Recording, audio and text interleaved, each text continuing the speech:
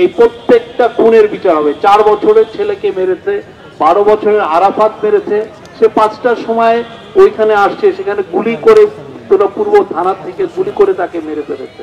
সে যখন 3 মাস পরে সংজ্ঞা পেল, তখন সে তার জ্ঞান ফিরে পেল, তখন তার মার কাছ থেকে সে গোস্ত ভাত খেতে চেয়েছে। কি করুন মৃত্যু তার! আল্লাহ তাকে সে বাঁচতে চেয়েছে, বারবার সে বাঁচতে চেয়েছে। আমরা প্ল্যানও করছিলাম যে তাকে বিদেশে পাঠাবো। এখন দেখেন কি ভয়ানক। আর সে নয়াদিল্লি থেকে বড় বড় কথা বলে। প্রত্যেকটা খুনির বিচার হবে, একটাকে ছাড় দেওয়া হবে না, কোনো খুনি বাদ যাবে না। নিশ্চিত থাকেন, এই বাংলাদেশ যতদিন থাকবে এই আরাফাতদেরকে আমরা ভুলবো না। তারা শহীদ।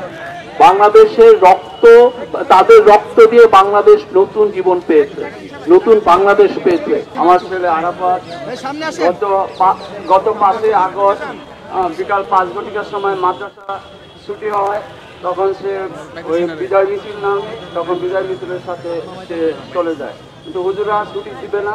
তারপরে সে দেশের তাগিদে, সে জানি না দেশের তাগিদের জন্য কি ছুটি গেল না দেশের মায়াই ছুটি গেল, তা আমরা বলতে পারবো না। তারপরে আমরা যখন শুনতে পারলাম যে আরাফাত গুলিবিদ্ধ হয়েছে, তখন আমরা তাকে খুঁজেও পাই নাই যে কোথায় আছে। পরে আমরা খুঁজতে খুঁজতে শুনলাম যে আধুনিক মেডিকেলে নিয়ে গেছে। সে আধুনিক মেডিকেলে নেওয়ার পরে সেখানেও তাকে রাখে নাই। ওখান থেকে আমাদেরকে কুর্মিটলা পাঠিয়ে দিতে। এই কুর্মিটলা নেওয়ার পরও ওখান থেকে আমাদেরকে ডাইরেক্ট সিএমএসে পাঠিয়েছে। এই আরাফাত দেশের জন্য, তার দেশের মায়ার জন্য হয়তো সে ছুটে গেছে। যাই হোক, গত রাত্রে সে 10টা 30 মিনিটে শেষ নিঃশ্বাস ত্যাগ করছে।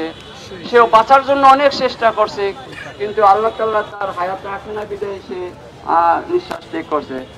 আমরা চাই যেন এরকম কোনো মায়ের সন্তান আর এরকম শিশু বাচ্চা কারো যেন সন্তান এই দেশের ভিতরে এরকম গুলিবিদ্ধ যেতে না হয়। আমরা চাই এই দেশ সুন্দর এবং শৃঙ্খলা।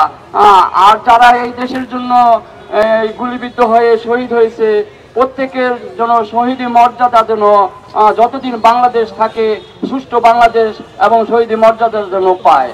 আমরা এইটাই বাংলাদেশ সরকারের কাছে আমরা আমাদের আবেদন, যেন বাংলাদেশ যেন যেভাবে সুন্দর থাকতে পারে সেইভাবেই আমাদের থাকার দরকার, যেন আর এরকম কোনো মায়ের সন্তান যেন না হারায়।